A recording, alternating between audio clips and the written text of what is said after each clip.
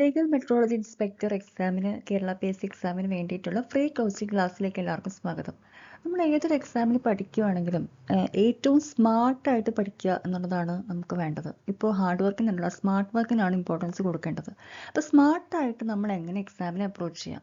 അതിന് ഏറ്റവും നല്ല വഴി ഓരോ ടോപ്പിക്കിലും എവിടെ നിന്നൊക്കെയാണ് ക്വസ്റ്റ്യൻ വന്നേക്കുന്നതെന്ന് അറിഞ്ഞ് അതിൽ കൂടുതൽ വെയിറ്റേജ് കൊടുക്കേണ്ടതിന് കൊടുത്ത് പഠിക്കുന്നതായിരിക്കും ഏറ്റവും നല്ലത്. സോ ഹിയർ ഇന്ന് നമ്മൾ ഒരു ചെറിയ അനാലിസിസ് നടത്തിയതിന് ശേഷമായിരിക്കും പ്രീവിയസ് ഇയറിൽ ഒരു ക്വസ്റ്റ്യൻ സോൾവ് ചെയ്യാൻ പോകുന്നത്. അപ്പോൾ നമുക്ക് ആദ്യം 2016 നടത്തിയ ലീഗൽ മെട്രോളജി ഇൻസ്പെക്ടർ എക്സാമിൻ്റെ ഒരു അനാലിസിസ് നടത്താം. നോക്കി, നമുക്കറിയാം, നോക്കൂ, ഇതിലെ യൂണിറ്റ്സ് ഡയമെൻഷൻസിൽ നിന്നൊക്കെ 6 ക്വസ്റ്റ്യൻസ് വന്നിട്ടുണ്ട്. മെക്കാനിക്സിൽ നിന്ന് 5 ക്വസ്റ്റ്യൻ, അത് ഒപ്റ്റിക്സിൽ നിന്ന് 5 ക്വസ്റ്റ്യൻ, കറണ്ട് ഇലക്ട്രിസിറ്റി ആൻഡ് മാഗ്നറ്റിക്സിൽ നിന്നും 6 ക്വസ്റ്റ്യൻ. ഇതാണ് ഫിസിക്സിൻ്റെ ട്രെൻഡ്. ലീഗൽ മെട്രോളജി ഇൻസ്പെക്ടർ എക്സാമിൻ്റെ 2016 എക്സാമിൻ്റെ ട്രെൻഡാണ് ഈ കാണിച്ചിരിക്കുന്നത്. അപ്പം നമുക്കറിയാം ഈ ഒരു ടോപ്പിക്സിനൊക്കെ ഈക്വൽ വെയിറ്റേജ് കൊടുത്ത് പഠിക്കണം, നല്ല ഇമ്പോർട്ടൻസ് കൊടുത്ത് പഠിക്കണം. ഇനി സിമിലർലി നമ്മൾ കഴിഞ്ഞ എക്സാം 2022 നോക്കുമ്പോൾ അത് കൂടുതലും നമ്മുടെ ഡിഗ്രി ലെവൽ BSc ഫിസിക്സ് +2 ഫിസിക്സിൻ്റെ ലെവൽ ടോപ്പിക്കുകളായിരുന്നു. അപ്പോൾ അതിൽ നമുക്കറിയാം മെക്കാനിക്സിന് അത് പഴയ പോലെ തന്നെ ഇമ്പോർട്ടൻസ് ഉണ്ട്, ഒപ്റ്റിക്സിനാണെങ്കിലും പഴയ പോലെ തന്നെ ഇമ്പോർട്ടൻസ് ഉണ്ട്, ഇലക്ട്രിസിറ്റി ആൻഡ് മാഗ്നറ്റിസത്തിനും കഴിഞ്ഞ വർഷത്തെ പോലെ ഇമ്പോർട്ടൻസ് ഉണ്ട്. പിന്നെ ഇൻട്രൊഡ്യൂസ് ചെയ്ത ടോപ്പിക് എന്ന് പറഞ്ഞാൽ പ്രോപ്പർട്ടീസ് ഓഫ് മാറ്റർ ഒക്കെയാണ്. ഇതൊക്കെ കഴിഞ്ഞ വർഷം ഇല്ലാത്ത ടോപ്പിക്കുകളായിരുന്നു. അപ്പോൾ ഇപ്പം ഇതുപോലെ മെക്കാനിക്സ് പഴയ പോലെ തന്നെ ഇമ്പോർട്ടൻസ് കൊടുത്തിട്ടാണ് മെക്കാനിക്സിലും ക്വസ്റ്റ്യൻസ് ചോദിച്ചേക്കുന്നത്. അപ്പോൾ ഇത്രയും സാധനം നമ്മൾ ഏകദേശം പ്രിപ്പയർ ചെയ്ത് കഴിഞ്ഞാൽ പിന്നെ ബാക്കിയൊക്കെ നമുക്ക് കുറച്ച് എന്താ പറയുക, ഇപ്പം ഏതെങ്കിലും ഒരു ടോപ്പിക്ക് ടഫ് ആണെങ്കിലും ഇതൊക്കെ ഒന്ന് അറിഞ്ഞിരിക്കുന്ന ഒരാൾക്ക് നല്ല രീതിയിൽ സ്കോർ ചെയ്യാനായിട്ട് പറ്റും. ഓക്കെ, അപ്പം നമ്മളൊരു ഫോക്കസ്ഡ് സ്റ്റഡി എന്ന് പറയുമ്പോൾ മോർ വെയിറ്റേജ് ഏരിയയ്ക്ക് ഇമ്പോർട്ടൻസ് കൊടുക്കുക, പ്രോബ്ലംസിനും ബേസിക് കോൺസെപ്റ്റ്സിനും ഇമ്പോർട്ടൻസ് കൊടുക്കുക, അതുപോലെ എല്ലാ ദിവസവും പ്രാക്ടീസ് ചെയ്യുക, റിവൈസ് ചെയ്യുക. അപ്പോൾ റിവൈസ് ചെയ്യുന്നത് വളരെ ഇമ്പോർട്ടൻ്റ് ആണ്. കാരണം ഒരു പ്രാവശ്യം നോക്കിപ്പോയാൽ ചിലപ്പോൾ നമ്മൾ എക്സാം ഹോളെത്തുമ്പോൾ മറന്നു പോകും. അതുകൊണ്ട് തന്നെ അറ്റ്ലീസ്റ്റ് നിങ്ങൾ ഒരു പ്രാവശ്യമെങ്കിലും റിവൈസ് ചെയ്യുക. ഒരു പ്രാവശ്യം പഠിച്ചിട്ട് ഒരു പ്രാവശ്യം റിവൈസ് ചെയ്തിട്ട് പോകുമ്പോൾ ഈസിലി നിങ്ങൾക്ക് എക്സാമിനെ അപ്രോച്ച് ചെയ്യാൻ പറ്റും, നല്ല മാർക്ക് സ്കോർ ചെയ്യാനും പറ്റും. അപ്പോൾ ഇന്നത്തെ ക്വസ്റ്റ്യനിലേക്ക് നമുക്ക് പോകാം. ഇത് 2016 പേപ്പർ എടുത്തിട്ടൊരു ക്വസ്റ്റ്യൻ ആണ്, സിമ്പിൾ ക്വസ്റ്റ്യൻ ആണ്. Which of the following schemes does not produce lasing action? Question നിങ്ങൾ വായിക്കാം. Which of the following schemes does not produce lasing action? ഇത് ക്വസ്റ്റ്യൻ ആൻസർ ചെയ്യണമെങ്കിൽ ആദ്യം തന്നെ ലേസറിൻ്റെ ഫണ്ടമെൻ്റൽ എന്താണെന്ന് അറിയണം. എന്താണ് ലേസറിൻ്റെ ഫണ്ടമെൻ്റൽ? ലേസറിൻ്റെ ഫുൾ ഫോം എന്താണ്? L for light. Light amplification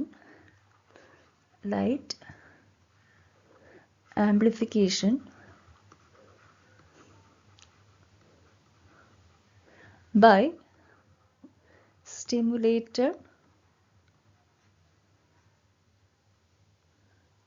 emission of radiation. ഇതാണ്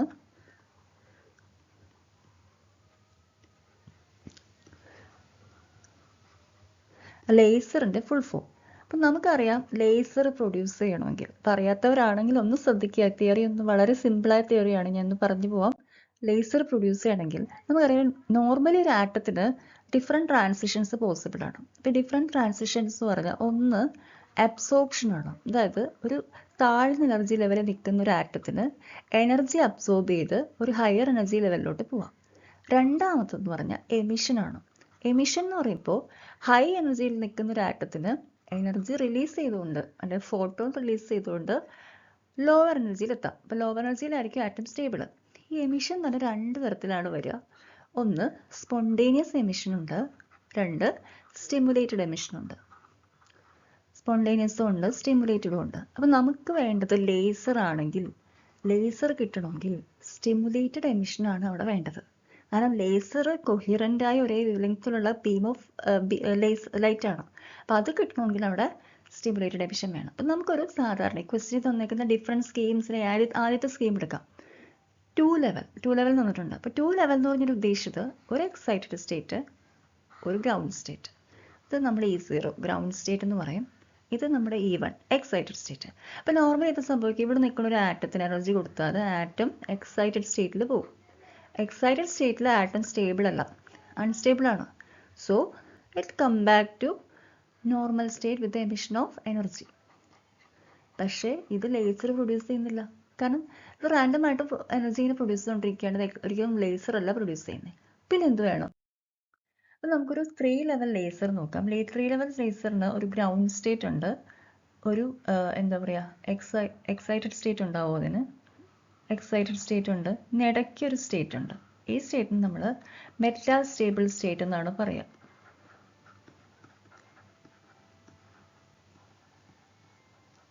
അപ്പം എന്താ സംഭവിക്കുക എന്ന് വെച്ചാൽ, നമ്മളൊരു ആറ്റത്തിന് നമ്മൾ എനർജി കൊടുക്കുമ്പം ഇത് ആദ്യം തന്നെ എക്സൈറ്റഡ് സ്റ്റേറ്റിലോട്ട് പോകും. എക്സൈറ്റഡ് സ്റ്റേറ്റിൽ നിന്ന് നേരെ ഗ്രൗണ്ട് സ്റ്റേറ്റിലേക്ക് വന്നാൽ ലേസർ പോസിബിൾ അല്ല. പക്ഷേ എക്സൈറ്റഡ് സ്റ്റേറ്റിൽ നിന്ന് ഇത് വരിക മെറ്റാ സ്റ്റേബിൾ സ്റ്റേറ്റിലേക്കായിരിക്കും. മെറ്റാ സ്റ്റേബിൾ സ്റ്റേറ്റിൽ കുറച്ച് നേരം അവിടെ നിൽക്കും. അത് കഴിഞ്ഞിട്ട് അപ്പോൾ അവിടെ പോപ്പുലേഷൻ ഇൻവേർഷൻ നടക്കും. അപ്പോൾ പിന്നീട് ഗ്രൗണ്ട് സ്റ്റേറ്റിലേക്ക് വരുമ്പോഴായിരിക്കും ലേസർ പ്രൊഡ്യൂസ് ചെയ്യുക. അപ്പോൾ ഇങ്ങനെയാണ് ലേസിങ് ആക്ഷൻ 3 ലെവൽ ലേസറിൽ പോസിബിൾ ആവുക. ഇനി നിങ്ങൾക്ക് 4 ലെവൽ ലേസർ ആണെങ്കിൽ എന്തായിരിക്കും സംഭവിക്കുക?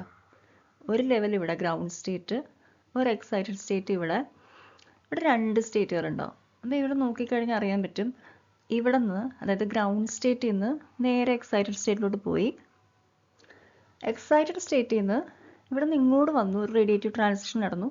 ഇത് ലേസിങ് ആക്ഷൻ പ്രൊഡ്യൂസ് ചെയ്യുന്നില്ല. പകരം ഈ മെറ്റാസ്റ്റേബിൾ, ഇതാണ് ഇതിൻ്റെ മെറ്റാസ്റ്റേബിൾ സ്റ്റേറ്റ്.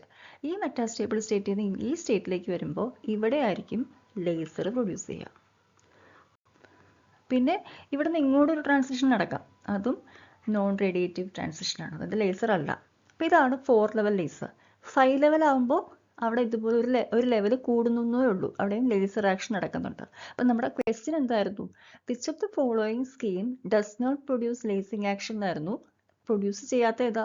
നമുക്കറിയാം 3 ലെവൽ പ്രൊഡ്യൂസ് ചെയ്യും, 4 ലെവൽ പ്രൊഡ്യൂസ് ചെയ്യും, 5 ലെവലും പ്രൊഡ്യൂസ് ചെയ്യും. അപ്പോൾ പ്രൊഡ്യൂസ് ചെയ്യാത്ത സ്റ്റേറ്റ് ഏതായിരിക്കും? 2 level. So answer is 2 level. Okay.